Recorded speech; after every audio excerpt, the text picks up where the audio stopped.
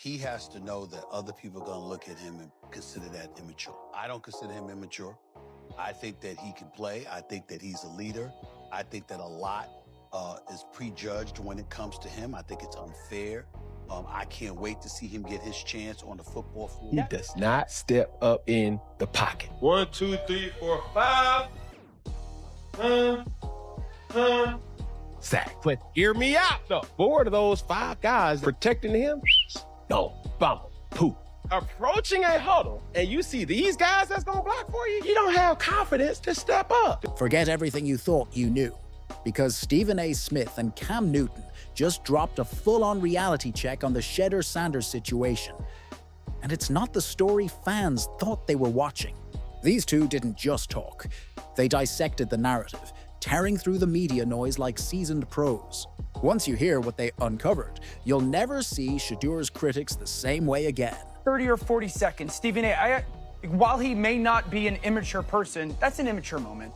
It is. Does that 30 or 40 seconds help you in your own building? Like, is that moment, is there anybody in the Cleveland Browns that in that building that sit there and go, yep, that's a good moment for Shedeur. He shows growth or maturity, or he handled that well or whatnot. He handled the disappointment. He needs to be a company man. Like, let's just be real. You gotta go be a company man. Like, totally. Shedeur Sanders doesn't get to be Shedeur Sanders. Say the corny answer. You gotta say the corny answer. You gotta stick to the company line. Only the Cleveland Browns could turn a simple depth chart into a full-blown soap opera.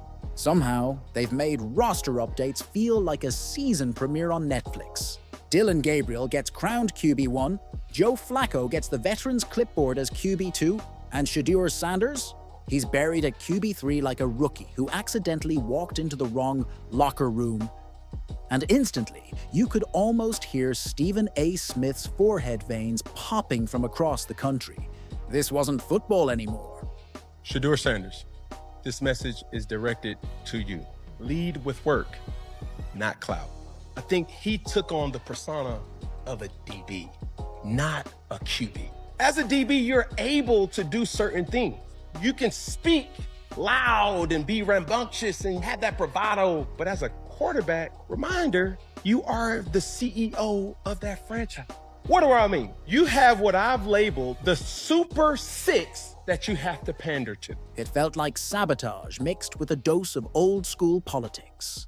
Because let's be real, the story here wasn't Dillon Gabriel finally landing a starting gig after 6 college seasons, 3 transfers, and enough eligibility loopholes to file for Social Security. No, that wasn't the headline. Not even close. The entire media circus locked in on Shedeur Sanders, the guy who didn't even win the job, yet somehow became the headline anyway. Reality of it is this. As a 5th-round pick, you don't get to pick your personnel. I think what we've seen, they have more invested in Dillon Gabriel than they do in Shedeur. I think if Dillon Gabriel did something that was like, okay, nah. Because I'm seeing Joe Flacco start, then you have Dillon Gabriel, then you may have Shedeur on practice squad or something like that. That's not to say he can't evolve and become the best version of himself. But the truth is, he's not given the circumstances that other quarterbacks have been given. And when you do get opportunities, you cannot take sacks as a whole, but bad sacks. One of those sacks accumulated upwards of around 30 yards. Like, you can't do that. Throw the ball away. Can Shedeur be better in those moments? Absolutely. But does the Browns need to be better in those moments? That's how magnetic this story is. Shedeur could be on the sidelines sipping Gatorade and still outtrend Dillon Gabriel after a win. Stephen A. caught wind of that and basically said, hold on now. Why is Joe Flacco sitting between Shedeur and the QB2 spot like a fossilized roadblock? Because let's be honest, Flacco's not here to throw darts anymore. Let's go a little deeper here. You guys are champions. You guys both played in the National Football League. Let's get personal. You know Deion Sanders enough. Has anybody ever been in a position to say that Deion Sanders was a liar? Ever. We've all talked about him for years.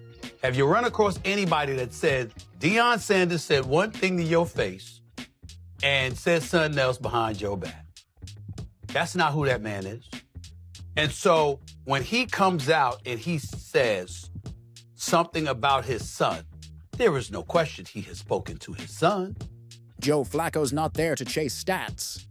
He's there to rack up AARP points, tell campfire stories about 2012, and serve as the Browns' unofficial motivational mascot. He's not a threat. He's not the future. He's just there. Meanwhile, Shedeur Sanders, a fifth-round pick at number 144, which basically means we didn't know what else to do with this envelope, somehow sits behind him. Cam Newton wasn't about to sit back and nod politely. No chance. He jumped into the conversation like an older brother watching someone pick on family. Because here's the truth. Confidence in the NFL can get twisted into arrogance faster than Shedeur can roll his eyes at a press conference. Cam called it out, plain and simple. Teams don't want a backup quarterback who outshines the starter. Done nothing wrong. So why are we having this conversation about his character? I'm gonna tell you why. Because you got people hating on his daddy. Yeah, that's what I was. And they want any excuse that they can come up with. And let me remind America why Deion Sanders, we gonna say this. This is why Deion Sanders is hated by some people. Because he was the greatest. And he told you so. And then went out there and showed you so. And you were helpless to do anything about it. And then when he talked about it, not only could you not play better than him, you couldn't talk better than him, you couldn't... Shedeur walks into a room, and cameras turn his way like he's the headline. Dillon Gabriel walks in, and folks assume he's the intern setting up the projector. That imbalance makes coaches, owners, and front offices nervous. They'd rather ride with the quiet veteran who won't shake the room than risk a rookie who trends every Sunday, even when he's holding a clipboard. Let's be real. The Browns. Quarterback setup might be the funniest thing in the league right now. Dillon Gabriel's QB1. And yeah, the guy's been in college so long he probably qualifies for tenure. By December, he'll be 25, which in rookie years might as well be ancient. 64 college starts, more than some NFL quarterbacks get in an entire career. The man's got mileage. He's steady, dependable, maybe even earned the opportunity. Was on ESPN First Take, and he stated his position on what he thought about Shedeur Sanders declining that option. But see, now more evidence and more facts have come out that it wasn't just the Baltimore Ravens that was on the clock to pick Shedeur Sanders. I said this to you guys in a previous video. Why come we haven't heard about the teams that didn't want to select Shedeur Sanders? Now, all of a sudden, 4 or 5 months later, we're bringing up stuff that don't even make no sense, has nothing to do with nothing. But the Browns hyped his promotion like it was some franchise-altering event, when in reality, it was just the safe move. Then there's Joe Flacco, holding down QB2, the same veteran who coughed up 8 fumbles last year, yet still talks like he's leading the Avengers. Every press conference sounds like a TED Talk on how fast the game feels now. And then there's the aura nobody wants to acknowledge, Shedeur Sanders. He doesn't just show up, he arrives. He's Deion's son, built with swagger, polish, and zero interest in sitting quietly in the back seat. Shedeur has all the intangibles, and we love the poise. His arm is not that strong. He's not that mobile, but he's a winner. That's the kind of stuff that we've said about the Brock Purdy's of the world and others. Cam Ward, 67% of his passes completed, 4,313 yards. He has size. He has arm strength. Let's say you're talking about Cleveland. Let's say you're talking about Tennessee. Let's say you're talking about New York. I think you have to take those confines into consideration as opposed to somebody playing indoors or somebody playing in confines like Los Angeles. This is the same guy who once told the Ravens, "Nah, I'm not sitting behind Lamar Jackson." Because really, what's the point of holding a cape when you know you're never getting to wear it? The NFL has this thing. It worships obedience dressed up as humility. So when Shedeur Sanders shows confidence, they call it arrogance, cockiness, too much swagger. But when a gray-haired veteran does the exact same thing, suddenly it's leadership and maturity. Classic double standard. And the Browns? Oh, they've turned ruining quarterbacks into an art form. They chew through starters like sunflower seeds. Dillon Gabriel could light it up for 3 weeks straight. But Cleveland's curse eats momentum faster than any defense ever could. We're talking about a quarterback. Shady said I'm a running back. The operative word there is running back. We're talking about a quarterback. A quarterback is supposed to, at least historically in the game of football, and even present day, lead a team. And based on leading a team, we do tell you how to act. Kyler Murray, when you're pouting on the sideline, stand up straight. When you're disrespecting Cliff Kingsbury, don't cuss him out in the middle of the game. We do tell quarterbacks how to act. When Caleb Williams was, after he's getting sacked, bro, toughen up. We do tell quarterbacks how to act. If Stephon Diggs wants to be a diva, that's fine. Receivers can be divas. If running backs want to be divas, that's fine. Running backs can be divas. Gabriel's one bad interception away from a benching. And when that moment hits, guess who's getting the call? Shedeur. He's not rushing it. He doesn't have to. Flacco's racing father time. And Gabriel's only a few defensive adjustments away from getting exposed. The Browns will panic, just like always, scrambling for answers they should have already had. And when that chaos hits, Shedeur's patience becomes his weapon. Because unlike Gabriel, who was Stefanski's pick, Shedeur was a front office decision. Andrew Berry drafted him, and word around Berea says even Jimmy Haslam had input. That means there are powerful people upstairs invested in his success, whether Kevin Stefanski likes it or not. Couldn't articulate your thoughts better than him. You didn't have that swag, that flavor about you, that vibe about you. You couldn't resonate with an audience and gravitate them towards you the way that he could. And Dion knew it, and you hated him for it. And so since you couldn't touch him, now you're trying to touch his son. This is low. The fact that this is a story, the fact that people are putting this stuff out there, I'm not blaming Josina Anderson, you or anybody else. I'm saying the fact that somebody would say this stuff is low. It's low. Now imagine being Kevin Stefanski. You're the head coach, trying to build your roster your way. Then the front office drops Shedeur Sanders into your lap. It's like being a chef told by the restaurant owner, "Oh, by the way, my nephew's in the kitchen tonight. Figure it out." Of course, Stefanski's gonna back his own picks, Gabriel and Flacco, because those are the players he feels he can control. But Shedeur, he's a ticking time bomb of talent and confidence, and Stefanski knows he can't contain that forever. And the media circus doesn't help. The minute Shedeur sneezes, it's a headline. No coach wants their third-string quarterback generating more buzz than their starter. But here's the wild part. Try naming another QB3 anywhere in the NFL. You can't. Nobody knows them, nobody talks about them, and half of them are training at Planet Fitness in the offseason.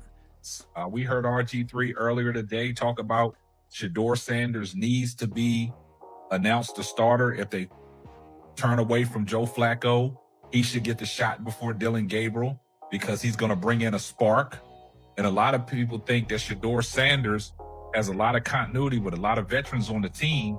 And Shedeur Sanders is well liked in the locker room. This is not no slight on Dillon Gabriel, but if Dillon Gabriel is going to be around for a while and they consider Dillon Gabriel as their backup quarterback or potentially their franchise quarterback, why don't you throw Shedeur in there and give Shedeur a chance? But Shedeur Sanders, he's QB3 and already more famous than half the league's starters. That spotlight follows him everywhere he goes. For most players, it's a distraction. For Shedeur, it's both a curse and a crown. So is this sabotage? Maybe. The Browns have never been subtle about their internal politics. But is it also the perfect setup? Absolutely. Because when Shedeur Sanders finally gets his shot, and he will, it's going to be louder, flashier, and more unforgettable than anything Dillon Gabriel or Joe Flacco could ever bring to this franchise. And when that day comes, the critics will realize they were just side characters in the Shedeur Sanders origin story. Here's the truth. The NFL runs on narratives as much as touchdowns. Gabriel represents the safe story. Flacco brings the nostalgia story. But Shedeur, he's the drama, the headline, the walking ratings boost that keeps every sports debate show alive. Today, it's Gabriel. Tomorrow, it's Flacco. But eventually, that spotlight swings right back to Shedeur Sanders. And when it does, all that so-called hate will look like free marketing for his rise. And let's be honest, Stephen A. and Cam Newton aren't defending Shedeur out of sympathy. They've lived this business. They've seen how the league buries talent under politics and how confidence gets twisted into arrogance depending on who's wearing the jersey. Stephen A. and Cam Newton aren't just talking, they're setting the record straight. Because deep down, everyone knows the same truth. Shedeur Sanders is the Browns' future. The only question is how many fumbles, blown reads, and coaching blunders we have to sit through before Cleveland finally admits it. This is perfect. It's perfect because there is now just enough almost credibility for folks that want to be like, no matter what the kid does, you guys kill him. You know what I mean? He comes out and says, what do you want him to say? Of course, he didn't say anything bad about his teammate. He just said, I'm better than, some of these other guys, and you killed him. Here is my guess on what happened. Somebody in Shedeur's circle was like, hey, you know what you should do next time they ask you anything? For now, Dillon Gabriel can enjoy his brief moment under the starter's spotlight. But this franchise, it could trip over a golden opportunity, pick it up, shine it, and still somehow find a way to light it on fire. It's like the front office holds weekly strategy meetings titled, How to Overthink Success. You've got a rookie with the name, the buzz, and the talent. Yet instead of grooming him, they're doubling down on Joe Flacco's farewell tour. That's not strategy, that's comedy in pads. Be real. If Joe Flacco were a Marvel character right now, he'd be Clipboard Man, a veteran hero whose only superpower is holding laminated play sheets and telling rookies about how different the league used to be. And somehow, this is the guy standing in Shedeur's way. A quarterback who moves about as fast as a parking meter and has the same energy level. And we're really supposed to believe that's what's best for the Browns. Please, Dillon Gabriel could look like Tom Brady one week and Nathan Peterman the next, and nobody in Cleveland would even flinch. This franchise doesn't develop quarterbacks. It recycles them like empty cans. But here's the wild part. Shedeur doesn't even have to play to dominate the conversation. He's QB3, and yet every camera, every headline, every sports show revolves around him. Even when Gabriel makes a good throw, it somehow becomes a Shedeur segment by the next morning. The debates, the takes, the noise, they all orbit around him like planets around the sun. It's like Gabriel's the lead actor, but Shedeur's face is on every movie poster. And that's exactly what drives the NFL machine crazy. They hate when the backup, or in this case the third stringer, becomes the real star of the show. But with Shedeur Sanders, it's impossible to avoid the spotlight. He doesn't even have to try. The man could post a TikTok of himself making scrambled eggs, and it'd still outtrend Dillon Gabriel's first touchdown pass. Because while the NFL and the Browns keep pretending this is all about depth charts and earning your stripes, everyone can see what's really happening. This isn't just football. It's politics. It's optics. It's a coach protecting his guys while the front office hides their shiny new investment. But here's the thing about new toys. Eventually, they come out of the box. And when the Browns' so-called safe choices crumble under the weight of their own mediocrity, Shedeur won't just take over. He'll own the moment. He'll step into that role with the same swagger that made him a headline before he ever took a snap. And when that day comes, this entire sabotage storyline will flip into the perfect setup.